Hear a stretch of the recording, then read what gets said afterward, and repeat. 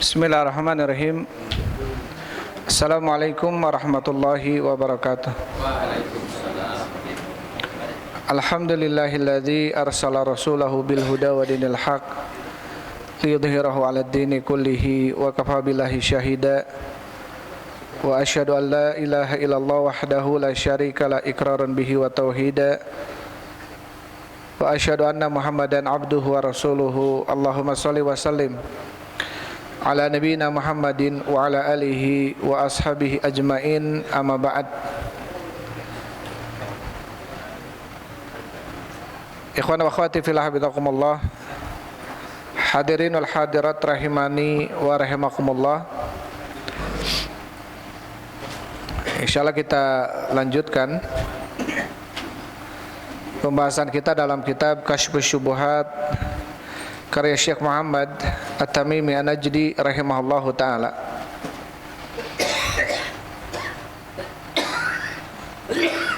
Terakhir kita sampai ke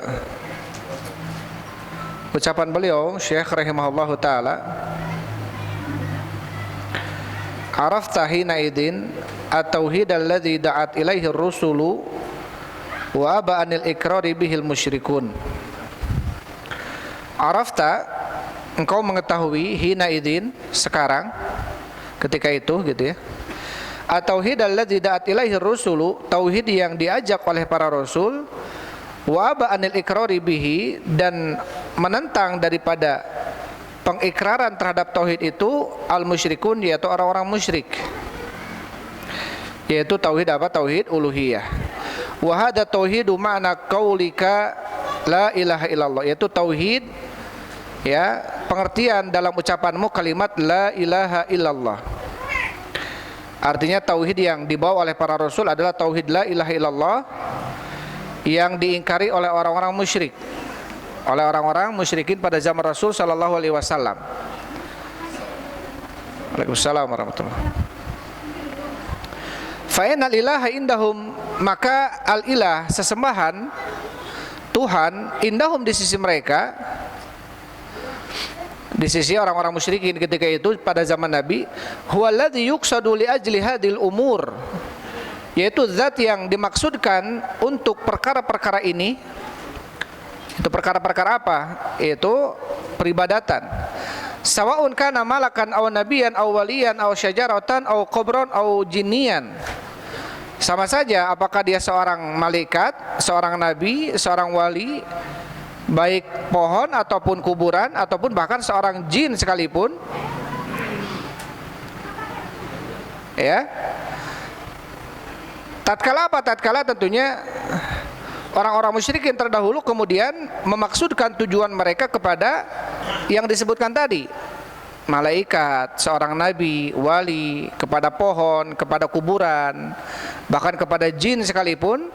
Ketika mereka memaksudkan perkara-perkara ataupun urusan-urusan yang urusan-urusan tersebut tidak akan mampu memberikannya kecuali Allah, ketika mereka memintanya kepada malaikat, kepada seorang nabi, kepada wali, ya, kepada pohon atau batu atau kuburan, maka berarti dia telah menyembah sosok itu, ya, karena dia telah meminta, telah menunjukkan atau memaksudkan tujuan-tujuannya itu kepada selain Allah, yang jelas-jelas selain Allah ini tidak bisa memberikan tujuannya ataupun maksudnya, ya, ataupun maksudnya.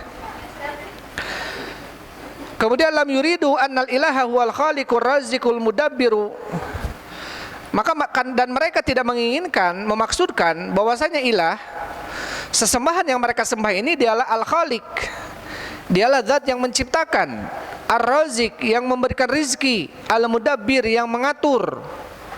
Kenapa? Fa innahum ya'lamun anna dzalika lillahi wahdah, karena mereka tahu yang memberikan rizki, yang menciptakan, yang mengatur alam semesta ini hanya Allah saja. Mereka tahu itu, ya. Jadi mereka tahu yang menguasai alam semesta ini adalah Allah, tetapi kemudian mereka memaksudkan keinginan-keinginan mereka bukan kepada zat yang menguasai alam semesta ini, tetapi kepada malaikat, kepada nabi, kepada wali yang sudah meninggal, kepada kuburan, batu, pohon. Kama qadamtu laka wa inna ma ya'nuna bil ilahi ma ya'nil musyrikun fi zamanina bil lafdhi sayyid. Sebagaimana aku telah jelaskan kepadamu, kata Syekh, dan sesungguhnya yang dimaksudkan ilah, sesembahan, yang diinginkan oleh orang musyrikin pada zaman sekarang kita ini adalah dengan lafaz sayyid. Kalimat sayyid, kalimat tuan, kalimat apapun itu bentuk hulu gitu ya, berlebihan mereka. Yang dipanggil-panggil jelas-jelas sudah meninggal. Ya, jelas-jelas sudah meninggal karena Allah Subhanahu wa taala dalam banyak ayat Allah berfirman, la yasma'u du'aakum, mereka tidak akan mendengarkan doa kalian. Walau sami'u mastajabu lakum, kalaupun mereka mendengar, mereka tidak akan menjawab permintaan kalian. Dalam ayat lainnya Allah Subhanahu wa taala berfirman, wa ma anta bimusmin man fil kubur, dan engkau ya Muhammad tidak bisa membuat orang yang dalam kuburan itu apa? Musmi, artinya mendengar. Ya, banyak ayat, banyak hadis menjelaskan orang-orang sudah meninggal itu tidak bisa mendengar.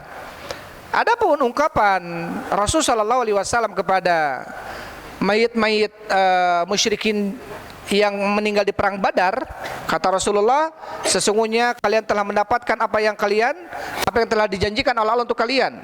Artinya apa? Rasulullah menghinakan mereka. Inna qad wajadtum ma wa'adallahu alaikum, sesungguhnya kalian telah mendapatkan apa yang telah dijanjikan oleh Allah untuk kalian, yaitu apa? Kebinasaan. Dan ini Rasulullah mengatakan kepada orang-orang musyrikin yang meninggal ketika perang Badar. Ya, sebagian memang dengan dari sini ada mengatakan orang meninggal terus mendengar. Kalau tidak mendengar, apa manfaatnya Rasulullah mengucapkan itu kepada orang-orang mayit, orang musyrikin yang meninggal di perang Badar? Tapi sebagian lagi mengatakan itu sebagai bentuk apa? Ejekan dari Rasulullah kepada orang musyrikin. Ya, inna qad wajadna ma wa'adana rabbuna haqqan wa qad wajadtum ma wa'ada rabbukum, dan kalian telah mendapatkan apa yang telah dijanjikan oleh Rabb kalian. Taib, kemudian juga ada yang menjadikan bahwasanya apa? Bahwasanya salah satu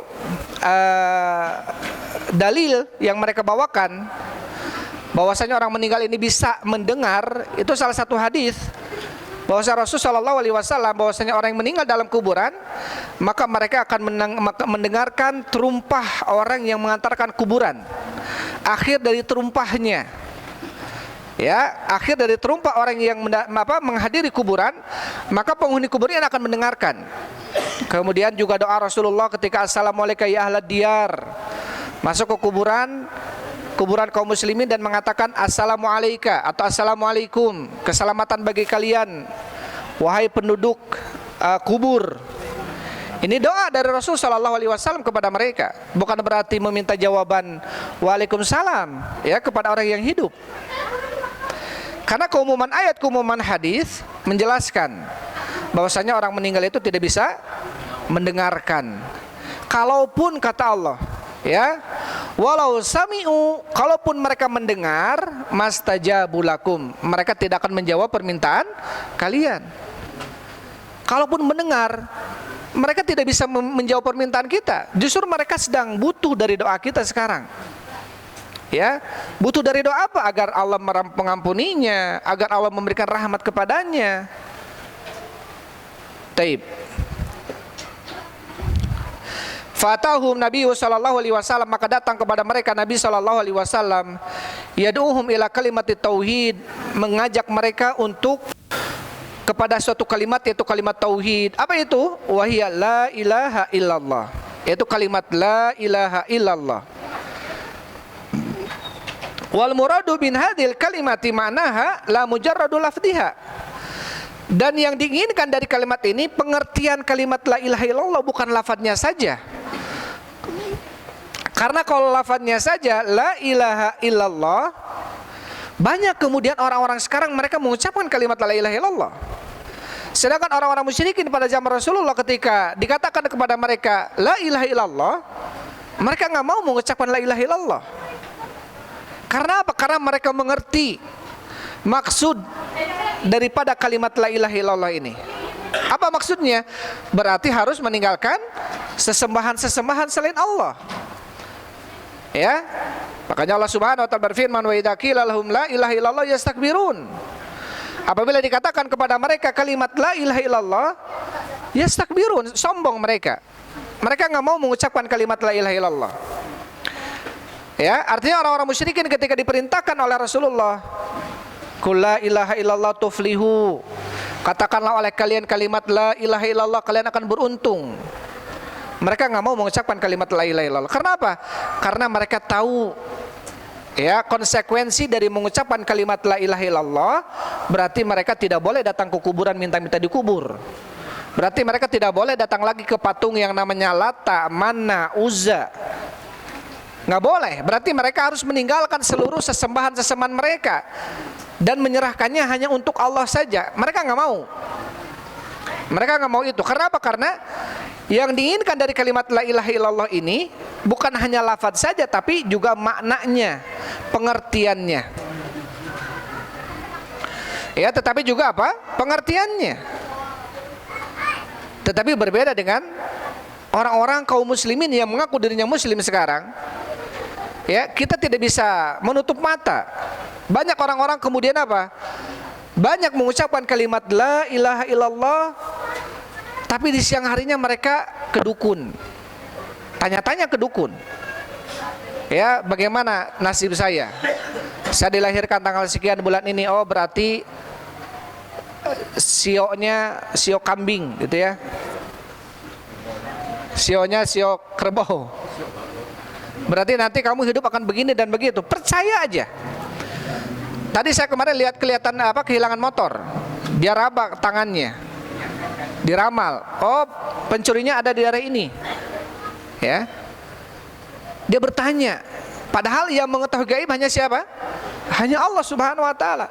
Wa indahu mafatihul ghaibi la ya'lamuha illahu. Dan di sisi Allah lah kunci-kunci gaib itu. Tidak ada yang mengetahuinya kecuali siapa? Kecuali Allah Subhanahu wa taala. Alimul ghaibi fala yudhiru ala ghaibihi ahada. Allah lah zat yang maha mengetahui ilmu gaib. Taib.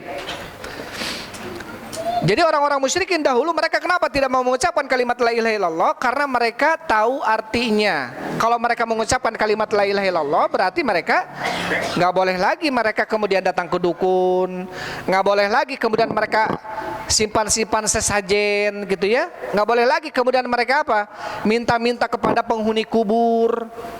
Nggak boleh lagi kemudian mereka apa? Melakukan ritual-ritual yang jelas-jelas mengandung kesyirikan. Terjadinya gempa, mereka sembelih kambing, dilempar kepalanya kemana? Ke gunung misalkan. Terjadi tsunami, mereka sembelih kerbau, dilempar kepalanya ke lautan misalkan. Meyakini penghuni laut, meyakini penguasa gunung marah, atau meyakini yang lain sebagainya. Sehingga apa? Mereka harus memberikan sesajen. Kalau mereka mengucapkan kalimat la ilaha illallah, kalau ngerti kalimat la ilaha illallah, mereka tidak akan melakukan hal ini. Ya, karena yang menguasai alam semesta adalah Allah Subhanahu wa taala. Kemudian setelahnya wal kufaru al juhalu, dan orang-orang kafir yang bodoh, ya'lamuna anna muradan Nabi sallallahu alaihi wasallam bihadil kalimat.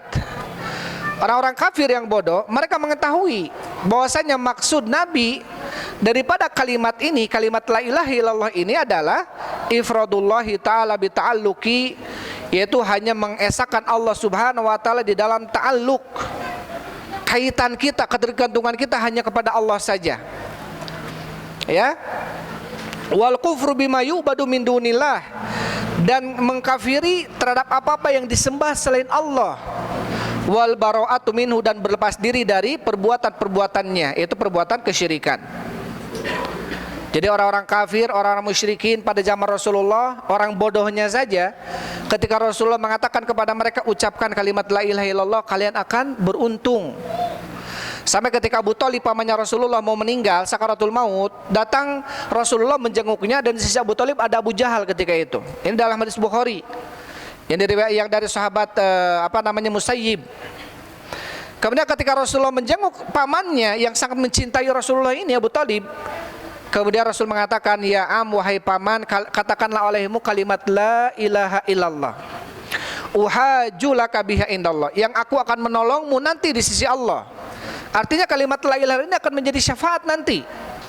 Syafaatnya Rasul ini ada diberikan kepada orang-orang yang mengucapkan kalimat la ilaha illallah. Tapi apa kata Abu Jahal? La taqul hadza ya Abu Thalib. Jangan kau mengucapkan ini ya Abu Thalib. Atarghabu an millati Abdul Muttalib? Apakah kamu benci kepada agama bapakmu sendiri, yaitu agama Abdul Muttalib? Agama apa? Menyembah Lata, Manna, Uzza, Hubal dan patung-patung sebagainya. Akhirnya Abu Thalib tidak mau mengucapkan kalimat la ilaha illallah. Diulangi lagi oleh Rasulullah, wahai pamanku, katakanlah la ilaha illallah, yang aku akan menolongmu nanti di hadapan Allah. Kata Abu Jahal, jangan kau ucapan itu ya Abu Thalib. Diulangi lagi oleh Rasulullah, diulangi lagi oleh Abu Jahal, dan meninggal Abu Thalib dalam keadaan tidak mengatakan kalimat la ilaha illallah. Karena sayangnya Rasul kepada Abu Thalib yang telah mengasuh dia, menjaga dia dari umur 8 tahun sampai Rasul diangkat menjadi Nabi dan Rasul, atau sesaat sebelum itu sampai wafatnya Abu Thalib. Maka bentuk kecintaan Rasul sallallahu alaihi wasallam mengatakan, wallahi demi Allah, la astaghfironna laka malam unha angka. Saya akan memintakan ampun kepada Allah untukmu ya pamanku, selama itu tidak dilarang. Tapi kemudian Allah menurunkan ayat dalam surat At-Taubah ayat 101 apa ayat 100 gitu ya. Maka nalin nabiyyi walladzina amanu ayyastaghfiru lil musyrikin walau kanu uli qurba. Gak pantas sebagai seorang nabi dan para sahabat-sahabat, orang-orang beriman, untuk memintakan ampun bagi orang musyrik walaupun dia adalah kerabat sendiri, walaupun pamannya, walaupun ibunya, walaupun bapaknya. Kalau dia mati dalam keadaan musyrik, kita nggak boleh memintakan ampun kepada Allah kalau jelas-jelas dia mati dalam kondisi musyrik. Tapi kalau dia dalam kondisi tidak musyrik, tentunya kita memintakan ampunan kepada Allah. Mudah-mudahan diampuni, dirahmati oleh Allah Subhanahu wa taala. Disebutkan oleh Syekh bahwasanya orang-orang kafir, musyrikin, jahil yang bodoh, mereka tahu maksud kalimat la ilaha illallah ini. Kenapa mereka nggak mau mengucapkan ini? Ya, mereka juga tahu kalau mereka mengucapkan kalimat la ilaha illallah, berarti mereka harus menjauhi peribadatan selain Allah. Berarti mereka pun harus apa? Baro'ah, membenci orang-orang yang beribadah kepada selain Allah. Ya. Karena apa kata Allah Subhanahu wa taala, la tajidu qauman yu'minuna billahi wal yaumil akhir. Engkau tidak akan mendapatkan suatu kaum yang Muhammad yu'minuna billahi wal yaumil akhir. Ini dalam surat Mujadalah ayat terakhir. Mereka beriman kepada Allah dan hari akhir. Yuwaduna man hadallaha wa rasulah walau kanu aba'ahum au ikhwanahum ya au ashiratahum. Kamu tidak akan mendapatkan suatu kaum yang Muhammad, mereka beriman kepada Allah dan hari akhir, tetapi mereka apa? Yuwaduna man hadallah. Mereka saling mencintai, menyayangi dengan orang-orang yang jelas-jelas memusuhi Allah. Orang musyrik musuh Allah bukan? Musuh Allah jelas, dia memusuhi Allah dia.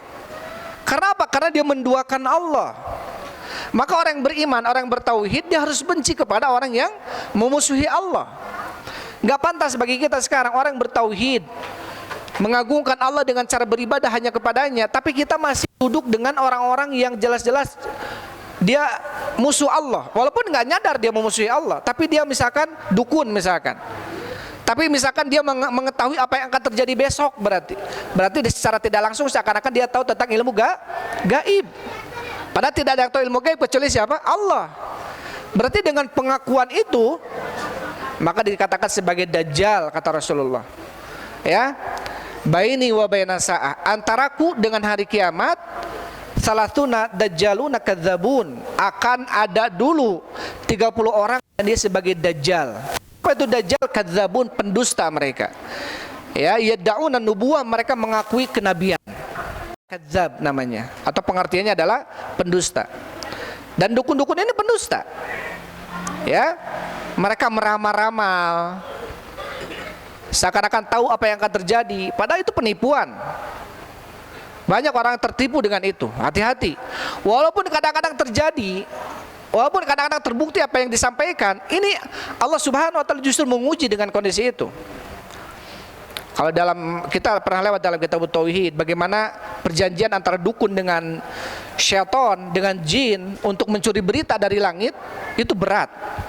Jin langit pertama, jin langit kedua sampai ketiga, syaitannya ini mereka langsung apa namanya, seperti ini kata Rasulullah, saling tarik menarik beritanya. Nanti syaitan yang paling atas mau nyuri berita, dilempar oleh syaitan dengan apa? Dengan gugusan bintang. Makanya bintang salah satu manfaatnya apa? Ruju mali syayatin, pelempar syaitan. Ketika mau curi berita dilempar. Ketika mereka turun membawa kabar dari langit, padahal kabar itu benarnya 99%-nya dusta semuanya. Ya walaupun mungkin dari 100 berita yang disampaikan mungkin ayah hiji anu bener gitu ya, tetebakan ya, ada satu yang benar, bisa jadi. Ini justru dengan kondisi seperti ini Allah Subhanahu wa taala sengaja agar orang tersebut lebih percaya kepada para pendusta ini.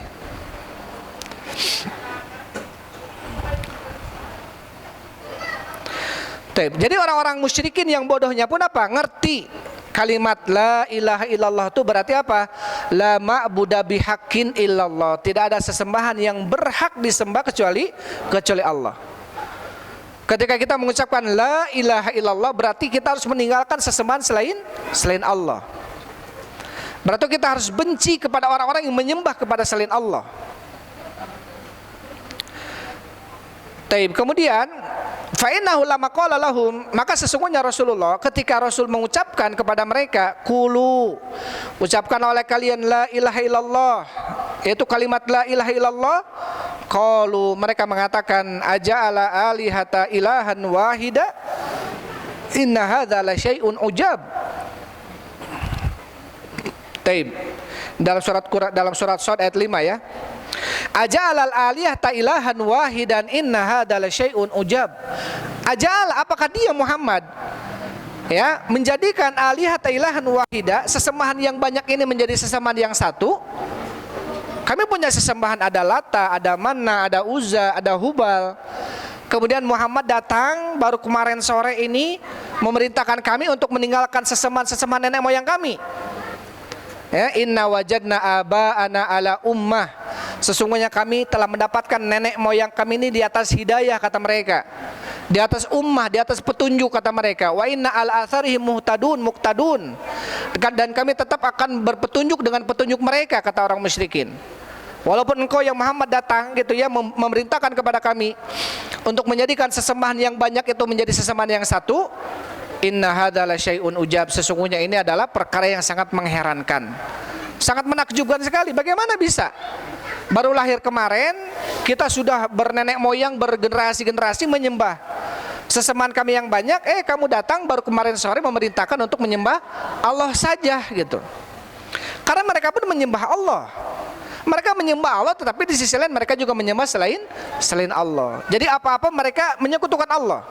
Bersumpah, kalau sedekah, kalau haji, kalau nyembelih kurban gitu ya. Kalau nyembelih mereka hadalillahi wa hadali syurakaina. Kalau mereka panen, hasil panennya hadalillahi wa hadali syurakaina. Jadi nggak satu sedekah yang mereka keluarkan. Kalau mereka menyembelih kambing harus dua. Kambing ini untuk Allah, kambing ini untuk patung-patung ini. Wa makana lillahi falyasil ila syurakaihim. Yang mereka sembelih untuk Allah itu tidak akan sampai kepada patung-patungnya, tetapi wa makana li syurakaihim, tetapi untuk apa yang disembelih untuk patung tidak akan sampai kepada Allah, tapi apa yang disembelih untuk Allah sampai kepada patungnya, kata mereka. Jadi mereka lebih mencintai patung-patungnya dibanding mencintai Allah Subhanahu wa taala. Wa minan nasi may yattakhidhu min dunillahi andadan yuhibbunahum kahubbillah. Dan di antara manusia ada yang menjadikan sekutu-sekutu bagi Allah Subhanahu wa taala, yuhibbunahum. Mereka mencintai sekutu-sekutu itu, patung-patung ini lebih mereka cintai dibanding Allah. Yuhibbunahum kahubbillah. Mereka mencintai patung-patung itu seperti mencintai Allah. Walladzina amanu asyaddu hubbalillah. Adapun orang beriman, cinta mereka lebih dahsyat kepada Allah Subhanahu wa taala. Maka ada syirik fil mahabbah, ada syirik dalam masalah cinta. Ya, ini hati-hati. Tidak terasa kadang-kadang kita lebih mendahulukan kecintaan kita kepada istri kita, kepada anak-anak kita, kepada harta kita dibanding kepada Allah Subhanahu wa taala. Ini hati-hati. Taib.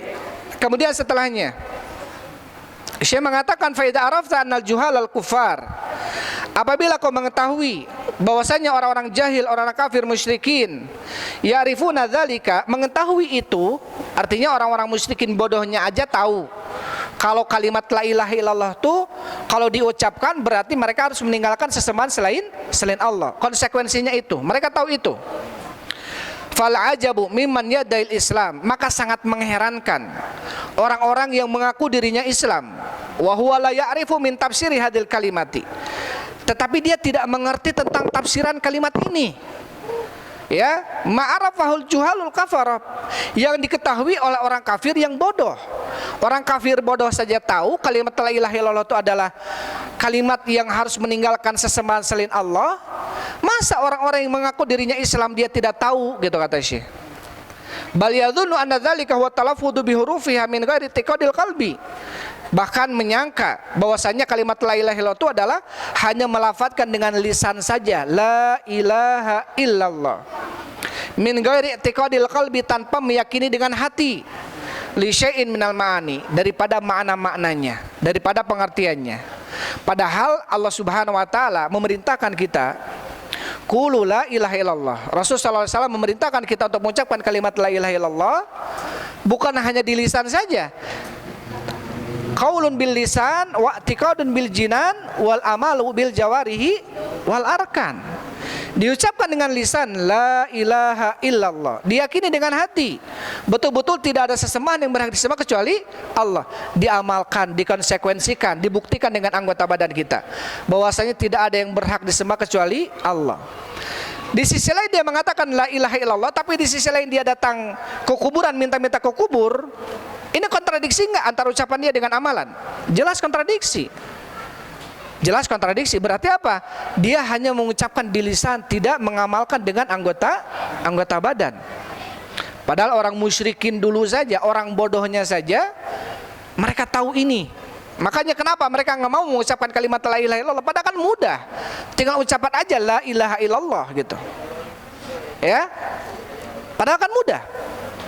Sebagaimana orang-orang munafik, mereka mengucapkan kalimat la ilaha illallah, mereka mengucapkan anna Muhammadar Rasulullah. Idza ja'akal munafiquna qalu nashhadu innaka la Rasulullah. Apabila datang kepadamu yang Muhammad, orang-orang munafik mengucapkan kami bersaksi ya Muhammad engkau adalah utusan Allah. Wallahu ya'lamu innaka la rasuluh, dan Allah tahu engkau adalah utusannya. Wallahu yashhadu innal munafiqina lakadzibun, dan Allah bersaksi sesungguhnya orang-orang munafik itu adalah pendusta. Kenapa? Karena di lisannya dia mengucapkan asyhadu anna Muhammadar Rasulullah, tapi keyakinan dan amalannya tidak membuktikan itu. Ini menunjukkan bahwasanya persaksiannya adalah dusta. Maka ketika kita mengatakan asyhadu alla ilaha illallah, tapi kita masih kedukun, tapi kita masih meminta-minta kepada penghuni kubur yang sudah meninggal, tapi kita masih minta-minta kepada patung-patung, berarti apa? Syahadat kita ini dusta. Ya, syahadat kita ini dusta. Karena apa? Karena tidak menjalankan konsekuensi dari kalimat syahadat itu. Apa syahadat itu? Kalimatnya, konsekuensinya meninggalkan sesembahan selain Allah Subhanahu wa taala. Kemudian setelahnya Syekh mengatakan wal hadiku minhu yadhunnu anna ma'naha la yakhluqu wa la yarzuqu wa la yudabbirul amra illallah. Dan orang-orang alimnya, tadi orang-orang bodohnya,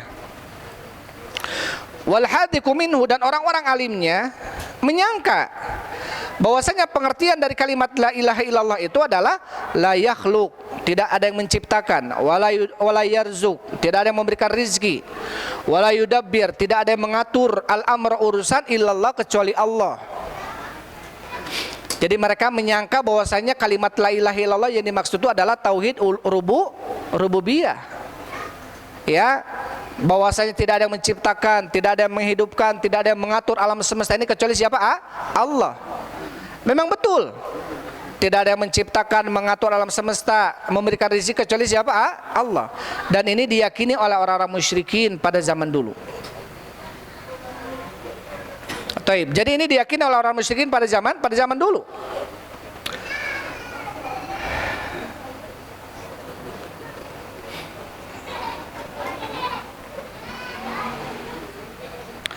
Taib. Jadi yang mereka yakini apa? Hadik di sini adalah orang-orang ulama hadik ini, tapi orang-orang ulama sekarangnya gitu. Kalau tadi kan orang musyrikin yang bodohnya saja tahu bahwasannya kalimat la ilaha illallah itu pengertiannya harus meninggalkan sesama selain Allah. Tapi orang yang mengaku dirinya Islam sekarang tidak tahu tentang tafsir la ilaha illallah. Bahkan mereka banyak yang jatuh bahwasannya setelah mengucapkan la ilaha illallah seakan-akan boleh dia datang meminta-minta kepada kuburan misalkan.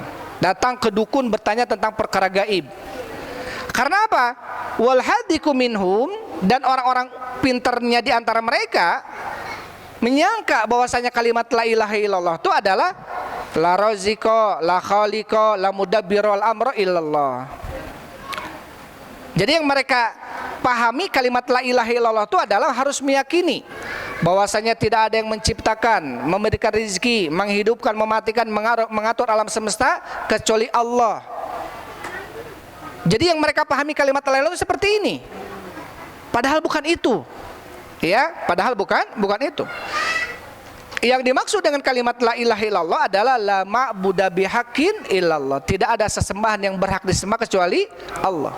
Karena kalau yang dimaksud dengan la ilaha illallah keyakinan itu, orang musyrikin pada zaman Rasul juga yakin tentang itu.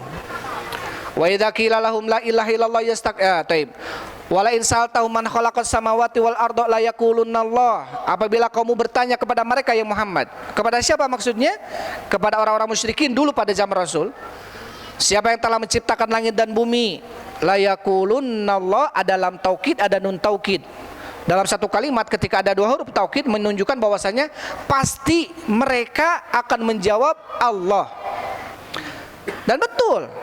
Ketika ditanya kepada mereka siapa yang menciptakan langit dan bumi, kata mereka Allah. Siapa yang mengatur urusan, kata mereka Allah. Ketika itu mereka tahu bahwasanya mengatur alam semesta ini Allah, ya. Tetapi ketika beribadah mereka beribadah juga kepada selain Allah. Jadi pengertian kalimat la ilaha illallah itu bukan pengertian la razika la khaliqa wala mudabbir illallah, bukan. Seperti yang diyakini oleh orang-orang sekarang, kata Syekh. Orang sekarang ini orang pada zaman beliau ya. Beliau ini tahun 1100-an. Berarti udah 300 atau 400 tahun yang lalu beliau menulis kitab ini.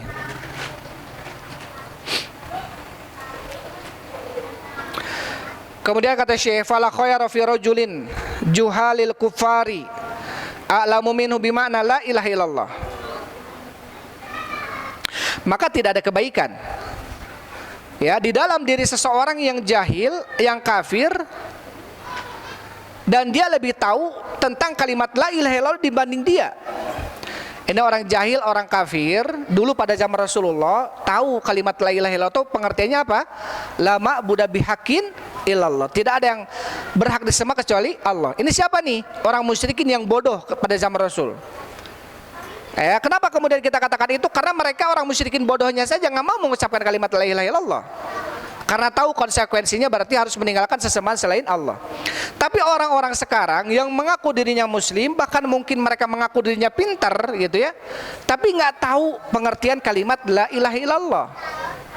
Yang mereka pahami kalimat la ilaha illallah itu adalah la ilaha illallah itu berarti la raziko illallah, la mudabbiro illallah. Ada yang mengartikan kalimat la ilaha illallah dengan kalimat ini? Ada enggak? Banyak. La hakima illallah, tidak ada yang membuat hukum kecuali Allah. La mudabbiro illallah, tidak ada yang mengatur urusan kecuali Allah. Ini semuanya mengandung makna daripada konsekuensi tauhid rububiyah. Semuanya ini. La syafi'a illallah, tidak ada yang menyembuhkan kecuali Allah. Memang betul. Tapi yang diinginkan oleh Allah dan oleh Rasul kalimat la ilaha illallah ini adalah, kenapa kemudian Allah mengutus para nabi, para rasul membawakan kalimat la ilaha illallah? Maksudnya adalah bukan agar mereka meyakini tidak ada yang menciptakan, tidak ada yang mengatur kecuali Allah, bukan. Tapi agar mereka meyakini tidak ada dan tidak boleh ada yang disembah kecuali siapa? Kecuali Allah, itu maksudnya. Karena kalau keyakinan orang musyrik tidak ada yang menghidupkan, mematikan, mengatur, memberikan rezeki, mengatur alam semesta kecuali Allah, ini sudah diyakini hampir oleh seluruh manusia. Fir'aun saja yang mengatakan ana rabbukumul a'la, saya adalah Rabb kalian yang paling tinggi, itu pun yakin hati kecilnya dia itu diciptakan oleh siapa? Oleh Allah. Apa dalilnya, buktinya? Tatkala Fir'aun ditenggelamkan oleh Allah Subhanahu wa taala, hatta idza adrakahul gharq. Tatkala Allah menimpakan kepada Fir'aun tenggelam, dia mengatakan amantu billazi amanat bihi banu Israil wa ana minal muslimin. Aku beriman sekarang kepada dat yang telah beriman kepadanya Banu Israel. Siapa? Yaitu Allah Subhanahu wa taala. Al-an sekarang amantu bi rabbi Musa wa Harun dalam ayat lainnya. Sekarang saya baru beriman kepada Rabbnya Nabi Musa dan Rabbnya Nabi Harun. Berarti menunjukkan Fir'aun itu beriman. Hati kecilnya bahwasanya dia itu diciptakan oleh siapa? Oleh Allah. Karena apa? Seluruh manusia di dalam janin ibu-ibunya, maka dikatakan kepada janin itu, kata Allah, alastu bi rabbikum, bukankah aku ini Rabb kalian? Maka seluruh janin mengatakan qalu bala syahidna. Mereka mengatakan benar, kami bersaksi ya Allah, Engkau adalah sesembahan kami, Engkau adalah Tuhan kami. Makanya orang yang terlahir ke dunia, walaupun orang tuanya kafir, walaupun orang tuanya Yahudi Nasrani, kalau bayi ini wafat sebelum balik, maka bayi ini muslim. Bayi ini masuk surga nanti. Ya, karena kata Rasul apa? Kullu mauludin illa yuladu alal fitrah. Setiap bayi yang terlahir, dia terlahir di atas fitrah. Apa itu fitrah maksudnya? Di atas Islam. Fa'abawahu yuhawidanihi, maka kedua orang tuanya yang menjadikan dia Yahudi, ayu nasironi, yang menjadikan dia Nasrani, ayu majisani, yang menjadikan dia majusi. Dan tidak ada lafaz ayu yuslimanihi, atau menjadikan dia muslim, tidak, karena memang terlahir dalam kondisi muslim.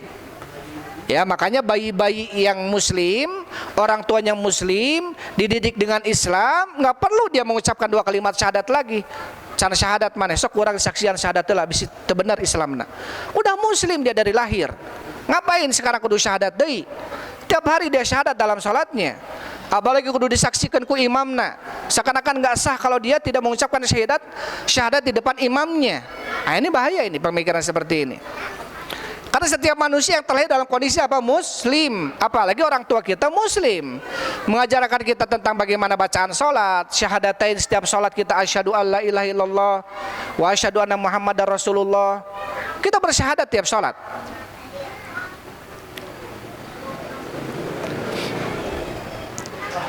Taib, kemudian, jadi tidak ada kebaikan bagi seseorang yang jahil, yang bodoh, lebih tahu, lebih berilmu dibanding orang yang tadi mengaku dirinya muslim tentang kalimat la ilaha illallah.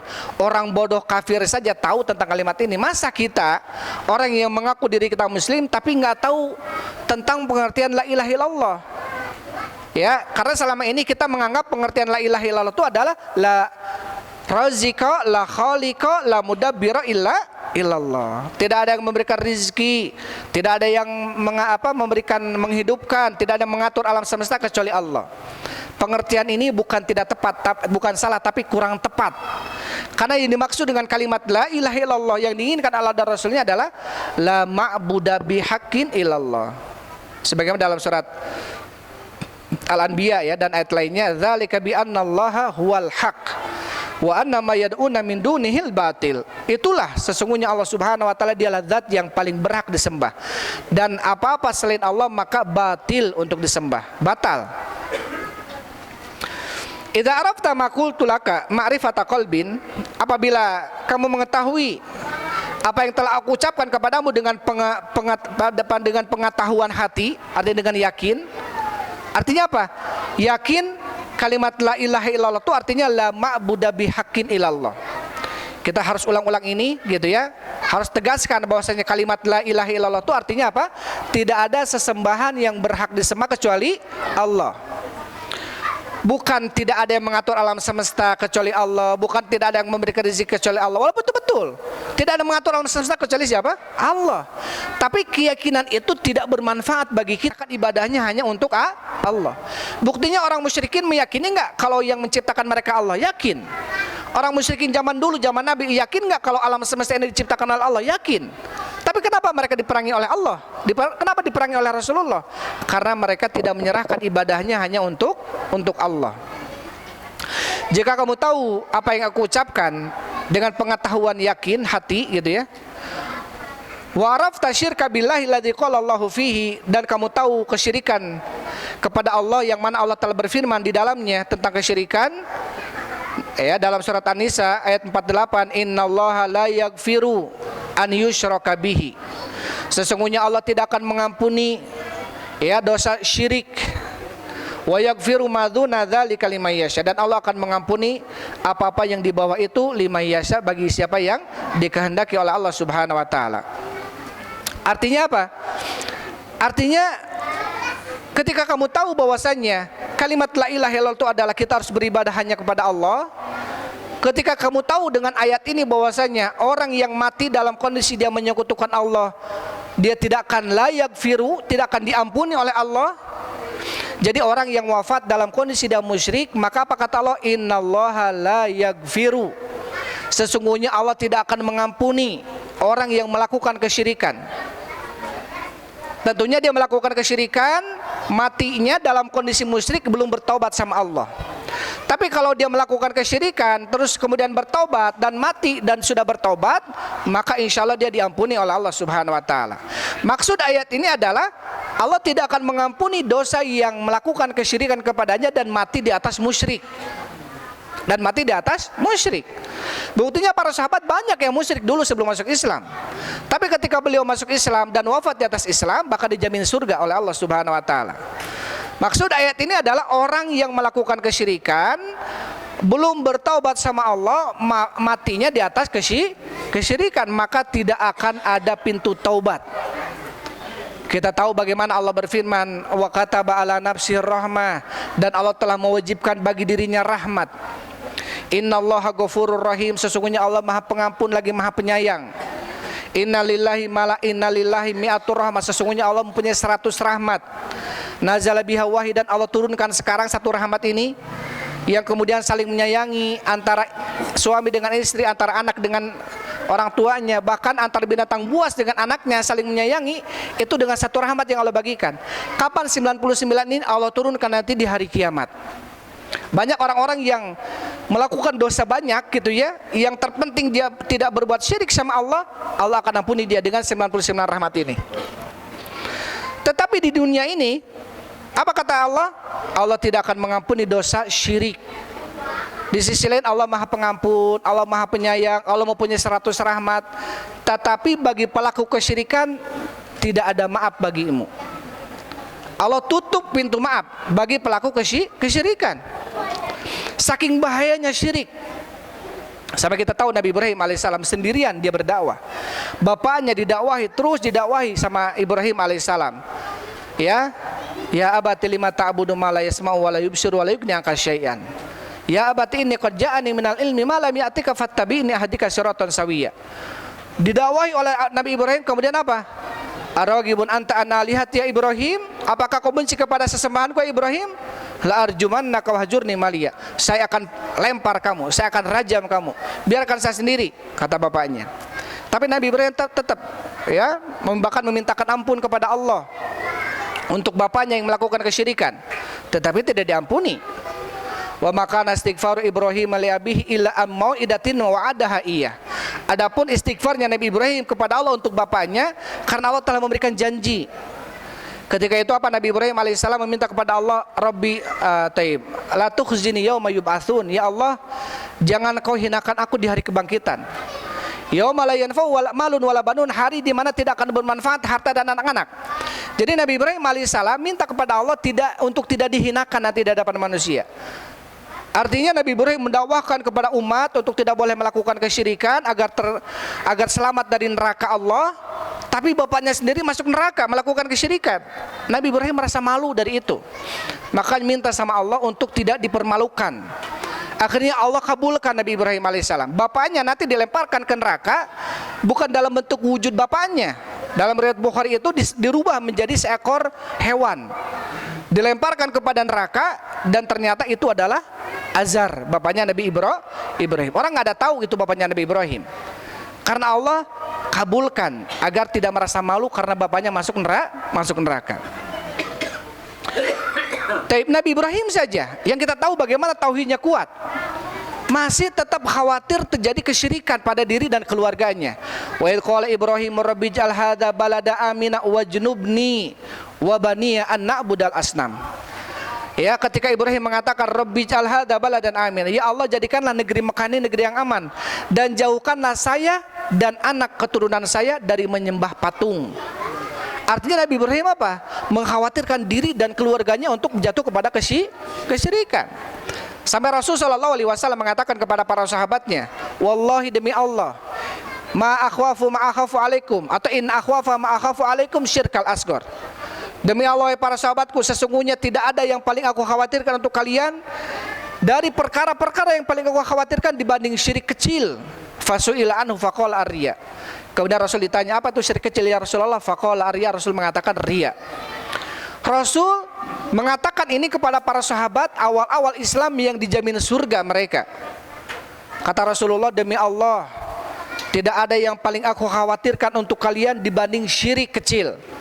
Artinya apa? Syirik kecil ini menimpa. Para sahabat saja bisa tertimpa syirik kecil, apalagi kita. Seperti apa? Riya dalam beribadah, pingin dilihat orang, pingin dipuji orang. Taib ya. Harus terus kita beristighfar sama Allah Subhanahu wa taala. Kadang-kadang tidak terasa syaitan kemudian masuk, karena kata Rasul, inna syaitan yajri majrad dam. Sesungguhnya syaitan itu berjalan di jalannya darah di aliran darah manusia. Kadang terus membuat kita lupa. Kadang-kadang kita bicara pingin dipuji orang, kadang-kadang kita beramal pingin dianggap orang dan lain sebagainya. Ini bentuk kesyirikan. Makanya kita meminta kepada Allah Subhanahu wa taala untuk senantiasa dijauhkan dari kesyirikan taib yang kita sadari atau yang kita tidak ketahui. Allahumma inni a'udzubika an usyrika ma la a'lamu wa astaghfiruka lima a'lamu. Ya Allah, aku berlindung kepadamu dari kesyirikan yang aku ketahui dan dari kesyirikan yang aku tidak ketahui. Kadang-kadang nggak sadar salat kita Allahu Akbar, ternyata ada pingin dipuji orang misalkan. Nasallallahu alaihi wasallam. Taib. Sampai itu poinnya ya. Sampai tentang pengertian dari kalimat la ilaha illallah. Itu saja dulu karena sudah muadzan. Wallahu a'lam bishawab. Walhamdulillah wassalatu wassalamu ala Rasulillah.